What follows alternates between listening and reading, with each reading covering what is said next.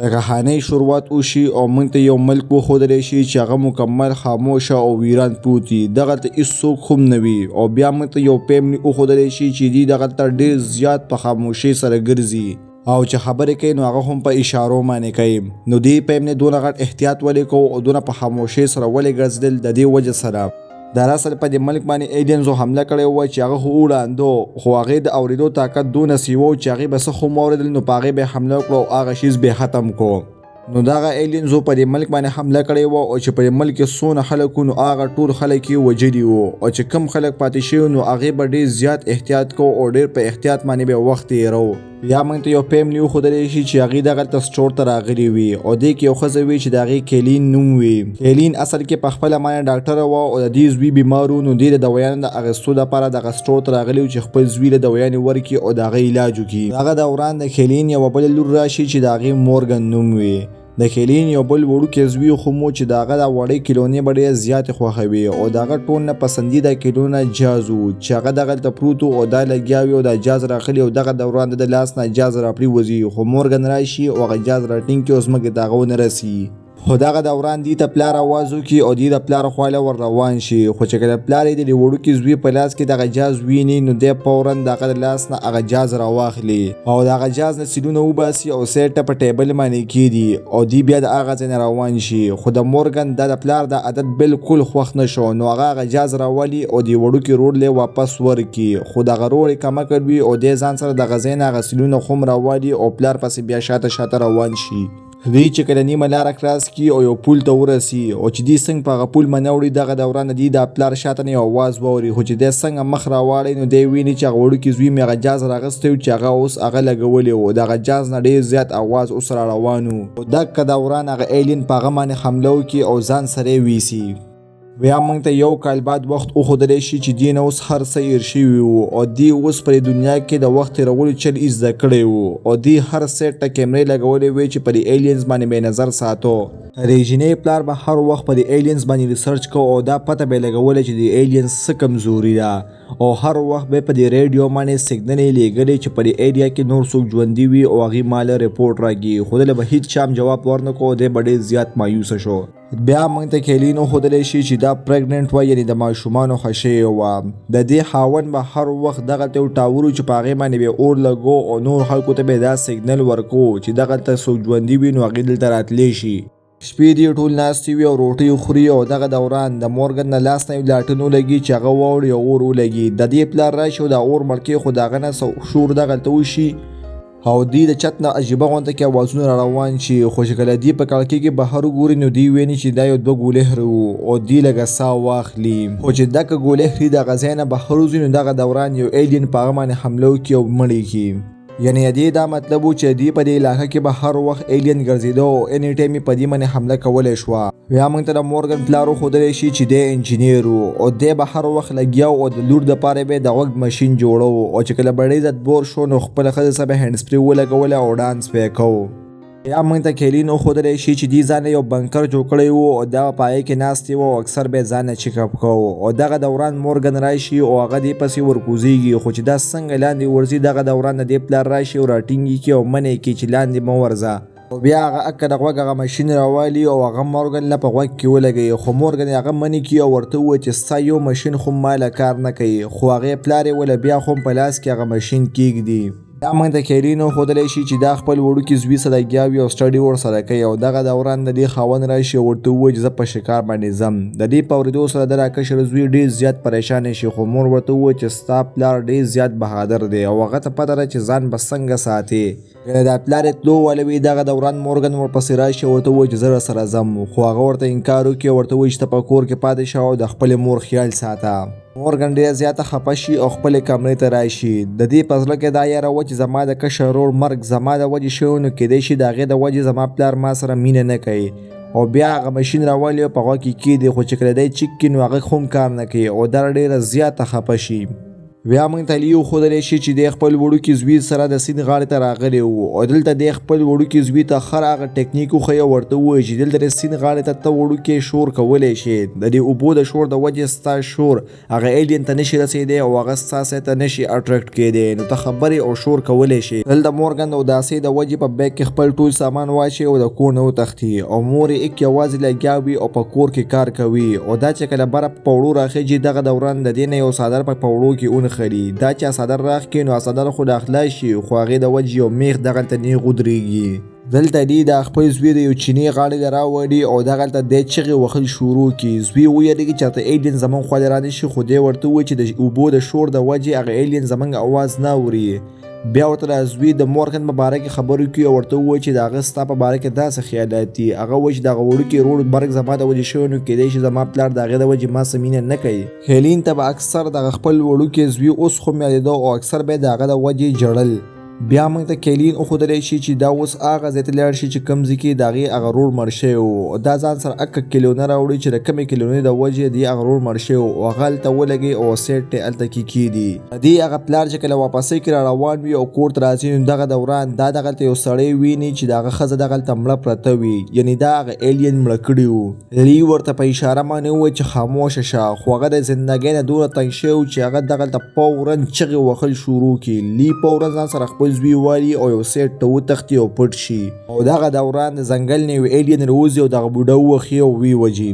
دغه دوران کیلین هم په کور کې لګیا وي او کار کوي او دغه دوران دا محسوس کړي چې د ماشوم د ډیلیوري وخت اوس راغلی او دا دغه بنکر سیټ ته په تیزۍ باندې روان شي خو دغه دوران د دې په خپه کې هغه میخ لاړ شي چې د هغې د وجې ته ډېر زیات تکلیف شروع شي خو دا بیا خو هم د خولې نه یو الفاظ رونه باسي او بیا لاړی شي او یو لینډ واړی چې د هغې د وجې په ټول ایریا کې سره لیټونه ولګي خو چې دا کله بره خیږي نو دا ویني چې بره د دې کور ته یو ایلین راننوتی دی خو دا واپس ښکته راشي او لاندې پټه شي خو په دې معنی اوس تکلیف ډېر زیات سیوا شوی و. د دې خاوند چې کله راځي او دغه دوران دی د سره لیټونه ویني نو ته پته ولګي چې څه خطره ده او دی فورا کور سیټ ته رامنډې کړي.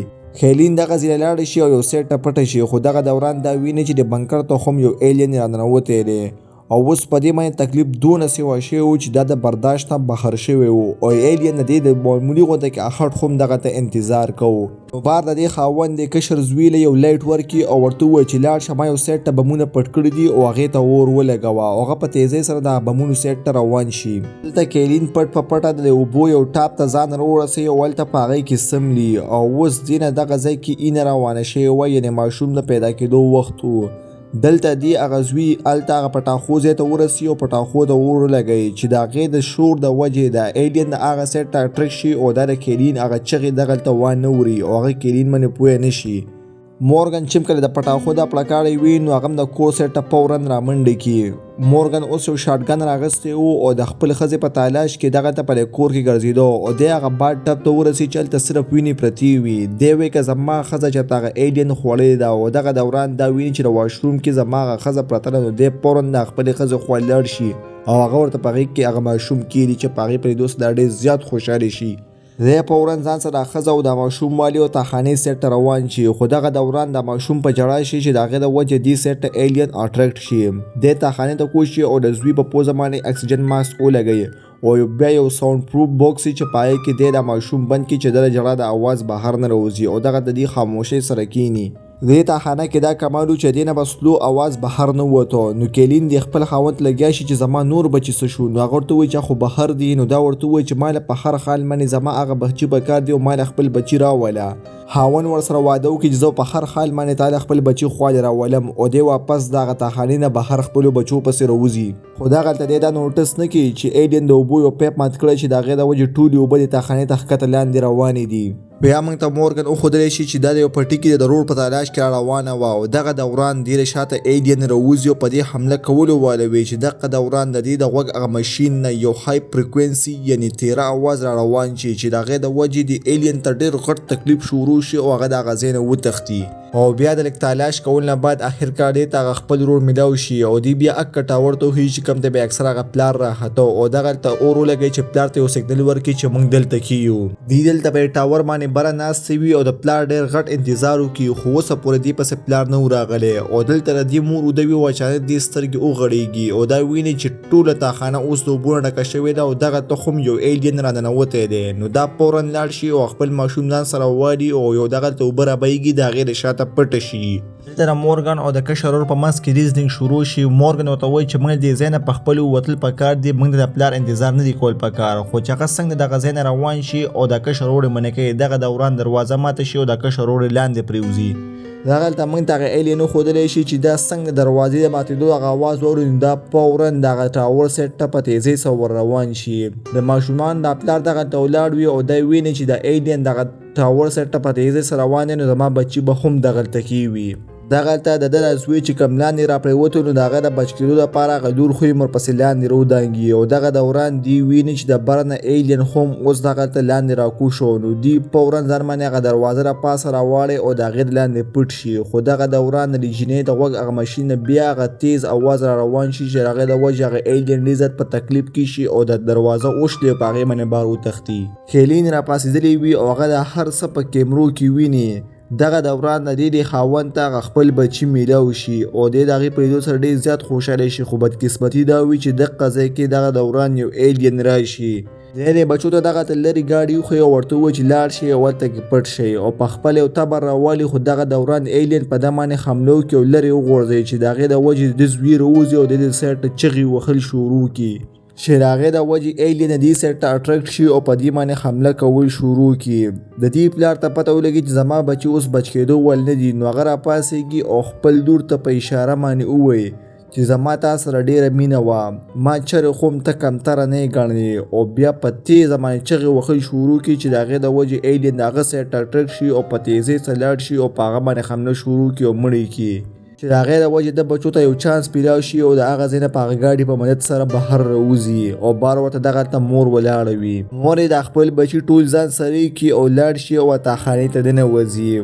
مورګن چې کله ویني چې زما پلار زما د غوږ مشین دپاره څونه محنت کړی او څونه ټرایان یې ده کړی وي نو دا ډېره زیاته خفه شي او خپل پلار ته ډېر زیات رایاد شي. دوی دغلته ناستې وي او دغه دوران دغلته یو ایلین راننوځي چې مکمل د دې آمنې سامنې ولاړ وي او په دې باندې حمله کولو واله وي.